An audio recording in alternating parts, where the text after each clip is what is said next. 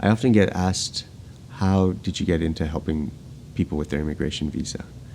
And when I was actually at the border applying for my first TN visa, I had a horrible experience. I felt victimized, I felt scared, I felt helpless, I felt alone. And even though I got my TN visa, I knew from then on that I didn't want my friends to go through this, I didn't want my family to go through this, I didn't want anyone to experience what I had to go through. So let me tell you what happened. I had a company who gave me a job offer and hired a lawyer to help me with my TN visa application. And because of that, I felt a lot less anxious and knew that someone was going to help me through the immigration process. So we did what most people do.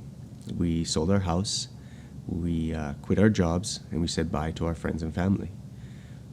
We were going down to the Alberta-Montana border, so it was about 8 hours for us. So we drove most of the night. We got there in the morning, and just before we were going to cross, it was about 8 o'clock, before we decided to cross, I decided to look at my application one last time. So my wife and I went for breakfast. We're sitting across the table, and as I'm going through the application, I noticed that everywhere it looked good except for one location that there was a Chinese name instead of my name. And my heart just dropped. I didn't know what to do. I didn't even want to look up and tell my wife what I just noticed. And I started blaming myself for missing this mistake. So I finally tell her. She can't believe it. She looks at the paperwork, and sure enough, there in black and white is a Chinese person's name where my name should have been. It's again 8 o'clock. The lawyer hasn't come into the office. I tried calling him. I sent him emails.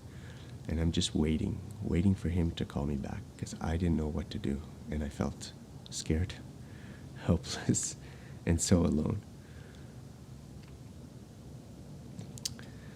So 2 hours later, I finally get a call back, and I couldn't believe what the lawyer said to me.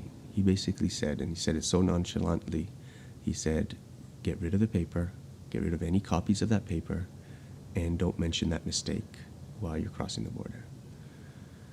So now it's time to cross the border, so I do what he says, and it's time to cross the border, and now I'm more scared than I was before. And everything worked out well. I got across, I answered all the questions that the immigration officer asked me. But after that moment, I knew I didn't want, anyone to feel what I went through. And that's when I made a resolution to start helping my friends and family with the TN visa. I came to realize later that I was really lucky because the mistake I had found was on the cover letter, which wasn't really required for the actual application. But, if that wasn't the case, I can't even imagine what our future would have been like or what we would have had to do on that moment. So as the years went on, I started learning more about the TN visa application. I decided that I'm going to start helping other people. And it took me 2 years. I wrote the TN visa application kit. I hired lawyers who would work with me to help me proof it, to make sure it's valid, to make sure it contains everything. And I also started adding the tips that I realized people don't get told about when they're doing their TN visa application, when they're doing their marriage visa application. So I added those to really make a difference for people and to get them empowered when they're creating their application and actually going across the border. So then that allows them to be successful.